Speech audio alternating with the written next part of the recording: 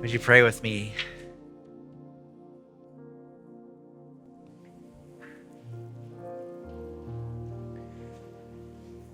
Oh God, as we worship you today, we pray that you would hear the desperation in our voices, hear the desperation in our hearts. Because God, as we worship together in this way, we don't do so separate from the world, but bringing in with us all the things that our eyes have seen, our ears have heard, our hearts have felt about the condition of the world around us.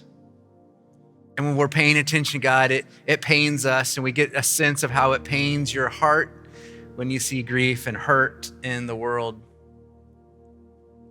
And God, we know that that's not your design for your creation.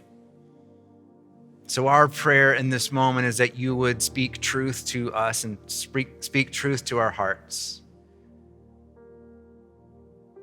Not in a way that drowns out the noise, but in a way that redeems this world. So God, would you come and redeem us, your people, so that your work could extend out in amazing ways. God, our hearts are open to you. We sense your presence in this place. Come and make yourself known. In Jesus' name, amen. Well, guys, welcome back to the comeback. Again, my name is Mark. I'm one of the pastors here, but I play a lot of roles in my life. Just like you, I play a lot of different roles in my life, right? And I can switch my hats from time to time, right? One of the roles that I play at home is the role of the guy who cleans the garage. That's one of my roles in the home. And now we're kind of in between times right now, so this is not an invitation for you to come and check out my garage. Now's not the time. But actually, a more appropriate name for the role that I play is the guy who moves stuff from one side of the garage to the other side of the garage every, say, month or two, right? That's probably a more appropriate way of talking about this job. And there are a couple of theories about this guy. There's a couple of theories. One of them is that I like to just kind of putz around the garage and maybe get some peace and quiet on a Saturday morning. So I'm like pretending like there's something to do out there. And there might be some validity in that. Another theory is that I like to just kind of be surprised by the things that I find, because even if I do it, move stuff around once every month or so, like I get surprised. I run across something like, oh, I forgot I had that, which kind of leads me down another rabbit trail sometimes, It happens like this. Sometimes I'll just find a completely random box of stuff. And it'll have these really strange combination of items in it, like pipe cleaners, the Allen wrenches that come in the sets of kind of cheaper furniture that you put together yourself, right? Things like that. Foreign coins. I've got a good collection of foreign coins that just show up in random places as well. The Sonic Wacky Pack toys, like from 2011. I'll find those in a box in the garage with all these other strange things. And if you're like me, when you open up a box like that, you're like already halfway to the trash can. That's actually another one of my roles, is the guy who throws stuff away. That's another one of my roles in the house. And I'll do that. I'll throw it away unless somebody can make meaning of this box of stuff for me. It's a kind of a challenge. All right, you put that combination of things together and tell me what all this means. Why are they in my garage, and how long have they been there? We'll come back to that in just a minute. But we've been walking through this story of David for the last few weeks. And last week we saw that David was about to be installed as the new king of the unified kingdom of Israel. We got to the place where the previous king, King Saul, had died. And so this is the moment that we've been waiting for. It feels like another pinnacle moment in the story of David. Ever since he was anointed as a young shepherd boy, or ever since he was kind of seen to be a warrior who could take down giants and could take down enemies, this was kind of the moment that had been moving towards, where he became installed as the king of Israel. And, he wanted to start things off well, like you do when you start like a new job or have a new beginning, right? You want to kind of be intentional about how things get going. So he wanted to set his agenda, and he kind of hoped to set a tone for how things were going to go in this kingdom under this new king. And what the people might have been anticipating when this new King David came was that he might kind of continue in his warrior ways. They knew him to be a very effective and mighty warrior, so they were probably hoping for a quick and sudden defeat of all of Israel's enemies right in that moment, like it would happen right away. They knew that he was a warrior, and so it would have been really easy for King David to kind of ride that wave of hype. Instead, his key agenda item from the beginning was the return of the sign of God's presence known as the Ark of the Covenant. It had been like in the back corner of the garage for a while. It was actually in somebody's house. It's kind of a random person named Abinadab's home for 20 years, this sign of God's presence. And he knew that they needed to get back to what was true and to focus on the core things that really mattered. And his responsibility as a new king was to unify the kingdom. And so his first order of business was to move the capital of the kingdom to Jerusalem, which was centrally located in this new kingdom. And ever since then, that city has been known as the city of David. So here's how it starts. This is 2 Samuel chapter 6, if you got your Bible with you. David again brought together all the able young men of Israel, 30,000. He and all his men went to Bela, to Judah, to bring up from there the ark of God, which is called by the name of the Lord Almighty, who was enthroned between the cherubim on the ark. They set the ark of God on a new cart and brought it from the house of Abinadab, which is on the hill. Uzzah and Ahio, sons of Abinadab, were guiding the new cart with the ark of God on it, and Ahio was walking in front of it. David and all Israel were celebrating with all their might before the Lord with castanets, harps, lyres, timbrels, sistrums, and cymbals. Now, the reason that David wanted to put on such a big show of this act of moving the ark is because there had been a decline in morale and faithfulness under Saul's reign. Like that's a fact. Saul was not paying attention to these things. Now, we live in a really different time and with a different culture, but I think that there might still be something that rings true about this for us right here today in 2021 America. The research actually continues to show that morale is down and that there's a decline in the belief of the God of the Bible. In fact, it's somewhere, last poll I saw was like around 51% of people in America believe in the God of the Bible. And it was 75% about 30 years ago. So you can just kind of see like this trajectory that we've been on. And this one might get your attention.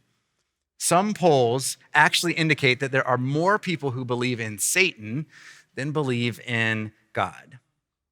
And if you're just kind of like a random observer of things that are going on in the world and you're not already a person of deep faith, you might kind of get that. You might say, well, it just looks like darkness is winning. So what do we do when it looks like darkness is winning? David faced a really similar situation in his day. So he wanted to restore an awareness of the presence of God that seems to have been lost among God's people. So as recorded now in 1 Chronicles 13, so different book of the Bible, but it's like a parallel telling of the story, David said, "Let us bring the ark of our God back to us, for we did not inquire of it during the reign of Saul." What's he saying? He's like, we need to bring back the sign of God's presence because we didn't even think about it for 20 years. Nobody talked about it.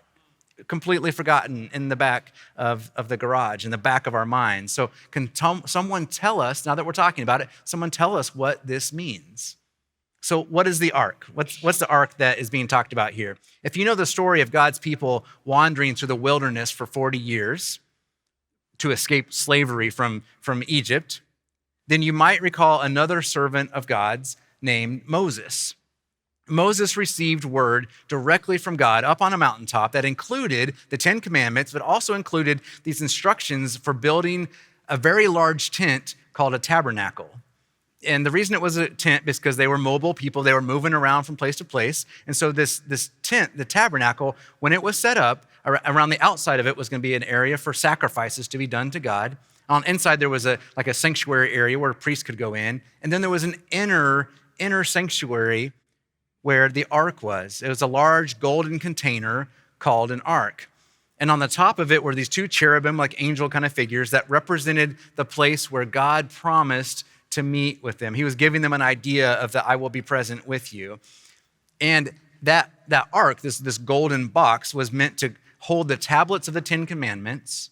Other places of the Bible tell us that it also held a golden pot of manna, like the bread from heaven that God used to feed his people while they were wandering through the wilderness. He helped them to survive when they had nothing. And then there was this rod that belonged to Moses' brother Aaron. We pick these up in different parts of the Bible, that this was part of the content of the Ark of the Covenant. You see, the Ark of the Covenant was always meant to represent the presence of God. It did not contain the presence of God. It's kind of an important difference. God cannot be contained by human containers. Not even churches, not even nations, not even books. God can also not be kept out of any place because of human devices. The ark was meant to hold signs of the story of God's rescue. That's what I listed to you. These are signs of the story of God's rescue of his people.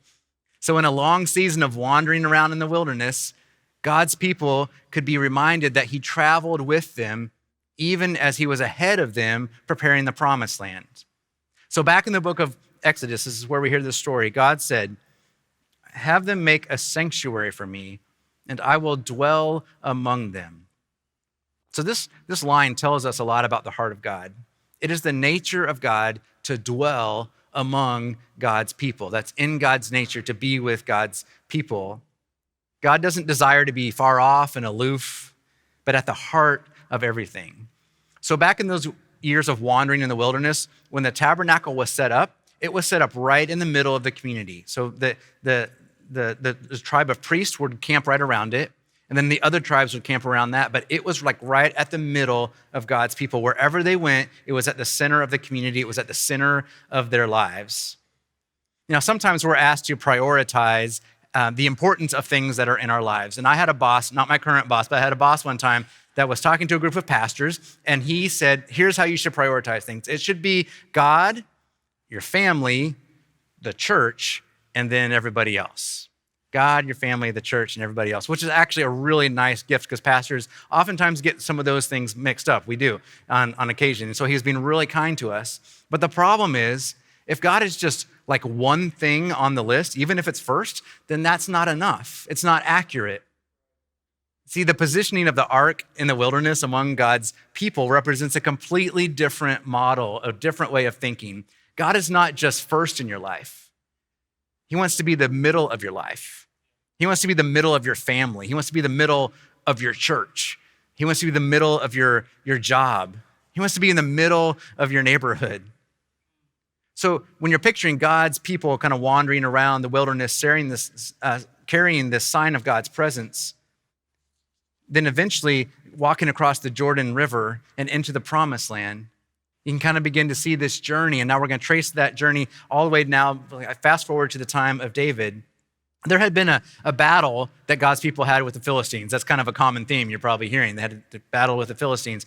And there was this battle that they had with them that they were losing. And so they got the ark out, and they took it out, and they kind of put it before them, and they were trying to use the ark as a weapon in hopes of winning the war. But it wasn't the intended use of the ark. So the ark was actually ended up being carried off by the Philistines. So the thing is that it didn't really work out all that well for the Philistines. They put the ark of God in one place, and then terrible destruction happened in that place. And they're like, okay, let's move it over to this other place. And terrible destruction happened there. And they kind of continued this pattern until at one point they were like, you know what? You can have this ark back. You can just go ahead and take that right on back. And so when they received it back, they didn't put it right in the middle of the community. They stored it in this guy's house. And no one thought about it for a long time. Like throughout all of Saul's reign, it remained in a home on a hill until this moment when David announced, it's time to go and retrieve the ark of our God and bring it back to the middle of our community. So how they're carrying the sign of God's presence actually really kind of mattered. And so they went to the house, they went to take it to Jerusalem, they were going to move it to that place, and there was a delay in their trip. They had a problem, okay? So what they did this first time, the first leg of the trip, is they put the Ark of the Covenant on a cart and began to roll it away, which is what the Philistines did when they took the Ark of the Covenant. And it wasn't what God had asked for them to do. It wasn't how God had instructed them to take it. This is kind of like the technological equivalent of putting it on a tractor trailer. Like they put it on there, they close the doors, and they're like, see you when you get there, to the Ark of the Covenant. But what God had planned for them was to actually carry it, to carry the sign of the presence of God's holiness among them with these poles that stuck out on rings of either side of the ark, and to walk carefully as they went and to sacrifice to God as they went. But as they were walking with this ark on the cart the first time, one man reached out and touched it as it began to fall over, as if God needed him to protect his holiness, and that man fell dead. This is some like Old Testament hard stuff right here, right? Like, because we could wrestle with how fair or unfair it is that this man had to die, but he was not in the priestly line. He wasn't actually supposed to be attending to the Ark of the Covenant, and he wasn't carrying it the way that God had said to carry this sign of his presence. And that kind of threw David off. And so at this point, he was fearing God, and he was fearing another misstep along the journey. So they were like, let's put a pin in it. So they put, instead of continuing on their way to Jerusalem, they put the ark in another home, the home of Obed-Edom, and it stayed there for 3 months. I don't know if you can imagine this, but this ark somebody touching this ark was responsible for somebody's death. And then they're saying, knock, knock, knock, hey, can we put the ark in your house? Like, you got a spot in your living room for this? Does the guy have kids running around? I'm not sure, but like, kids, stay away from the ark, right? Stay away from it. Seems like a really scary scene they had to go through, but it was 3 months of it sitting there. But they didn't forget about it this time. It didn't make it all the way to the back of the garage. And David went to bring up the ark of God from the house of Obed-Edom to the city of David with rejoicing. This is a common theme. When they begin to move the signs of the presence of God, there is rejoicing. In fact, in this case, there was so much rejoicing, it says that David was wearing a linen ephod, like not his kingly garb. He took all that off. It was just like the basic stuff. And he began to dance before the Lord with all his might, while he and all Israel were bringing up the ark of the Lord with shouts and the sound of trumpets. It was this exuberant scene, David dancing before the presence of God. And David wasn't celebrating the return of a symbolic return of the presence of God. He was celebrating the presence of God with his people being right in its rightful place, right in the middle, without which there would be no life, and there would be no restoration, and there would be no future for God's people. Have you ever been through a season where it seemed like the signs of God's presence were lacking? You ever been through a season like that? You're like, can I just see proof that God is present with me? When signs of God's presence return, there ought to be rejoicing among God's people who know what they mean. So the dancing in that scene, it actually got David in trouble with his wife, who was King Saul's daughter, if you remember her from last week. She was kind of questioning his motives. She thought he looked silly. He took off his kingly garb. He was dancing around, kind of foolish looking. She's like, why are you, a mighty king, dancing with all your might? Because he knew, at least in this moment, that his life was meant to point to something beyond himself and his own throne, and he was pointing to God. And so he said, I did this dancing. It was before the Lord, who chose me rather than your father or anyone from his house when he appointed me ruler over the Lord's people Israel. And I will celebrate before the Lord. I will become even more undignified than what you're complaining about right now. Then, in what seems to point to or even kind of predict the great banquet in Revelation that we read about later in the Bible, David offered gifts to all of Israel. It says in verse 19, then he gave a loaf of bread, a cake of dates, a cake of raisins to each person in the whole crowd of Israelites, both men and women, and all the people went to their homes. That might seem like a throwaway line, but he wrote about it later. So I think it mattered to him. I think there was some significance in that. He wrote about it in Psalm 132. For the Lord has chosen Zion, Jerusalem. He has desired it for his dwelling, saying, this is my resting place forever and ever. Here I will sit enthroned, for I have desired it. I will bless her with abundant provision. Her poor I will satisfy with food. God, this is a sign of the presence of God, that they're walking away with a gift of provisions from their God who has never left them, even when they forgot about him. What a beautiful promise with the Ark of the Covenant, the sign of God's presence in the middle of it. Some people wonder, where is this Ark today? Actually, nobody really knows, but there are a lot of theories. A lot of countries around the world actually claim it.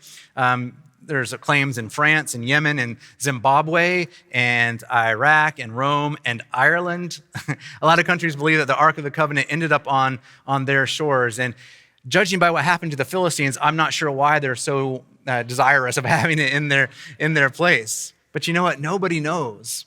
And it doesn't really matter where the Ark of the Covenant is right now. Why? Why in 2021 are we talking about this Ark that doesn't exist? Because it was a sign of the presence of God, and we need signs of the presence of God. It was important. So when Jesus came to earth as a man, was more than a sign of the presence of God. Hear me say that. Jesus was more than a sign of the presence of God. He is the presence of God, is now, today, the presence of God. In Jesus, you can actually be okay with reaching out and touching the holiness of God. When Jesus was resurrected, there's these scenes where he invited the disciples to touch him, and he ate, and it was like he was real, right? And he said, touch my hands, touch the scars, the wounds. He invites us today, hold my body in your hands in communion. As often as you eat of this, do so in remembrance of me. The presence of God is close. The Lord has chosen you. The Lord desires to dwell in you. The Lord will provide abundantly for you. So what does it mean to carry the signs of the presence of God? What does it mean to carry signs of the story of God's rescue in your life? Like seriously, what are you carrying around right now that points to God's presence? What are you carrying around right now that points to God's power? Like physically and emotionally, what are you carrying? This afternoon, I was invited to go visit a man who has been cared for by hospice for a little while now, and he doesn't have a lot longer to live. He's just kind of hanging on. And he was struggling, and his wife was sitting right next to him, and he was admitting to me he's struggling because in the midst of this, sometimes he feels like the presence of God is just gone from him. In the middle of this, he feels like, how could Jesus forgive me? Because he's sitting kind of reflecting on his life. How could Jesus forgive me? Now, he's been a follower of Jesus for years and years and years, but in this moment, he's wondering about the presence of God. So I told him what we're talking about this weekend at Providence Church. I told him the story of David kind of bringing these signs of the presence of God right back into the middle of the community. And so I was like, I wonder if you have some signs of the presence of God that maybe you've forgotten about. So he kind of like looked around his living room, and like there's pictures of the grandkids, and he was like, man, those grandkids are amazing. His wife is incredible. He's got family members that he loves so dearly. And then he said, I remember not too long ago, I was sitting on my back porch, just sitting there, and a thunderstorm was about to come in. And his wife went out to get him, and she was, instead of talking to him, she just kind of stopped because she could just tell that there was something happening. And he was just sitting there, and he said, I just felt the presence of God in my heart. I felt peace in my heart like I hadn't felt in a long time. And I was like, that's a sign of the presence of God that is with you. And so when you're in these moments, when you're forgetting about it, when the pain is hard, when the sickness is too much for you, like here, this is a sign of the presence of God. So I gave him one of these crosses from our care ministry here at Providence Church. I actually kind of had it rolling around in my bag. And I gave it to him and I was like, let's just let this be a sign, right? Let's just let this be a sign that God is with you, even when you can't feel it in the middle of this illness that you're going through right now. Like, hold on to it, put it in your hand, and remember that God is present with you.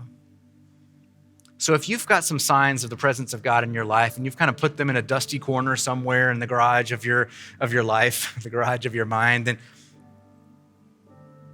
bring back the signs of the presence of God and be reminded of what they mean. And if you don't remember, ask somebody around you. Ask us. We'll remind you that God is with you. Bring back the Bible in your home. It means that God has spoken to you before and God will speak to you again. Bring back prayer around the table. It means that God hears you. Bring back gratitude for God's faithfulness and God's protection in your life. It means that God has provided for you. Bring back prayers of petition for those in need. It means that God actually heals. We believe in the healing power of Jesus Christ. And bring back the stories of God's faithfulness and invite God to dwell right there in the center of your life. Bring back the signs of the presence of God and dance as they come back into your life. Amen.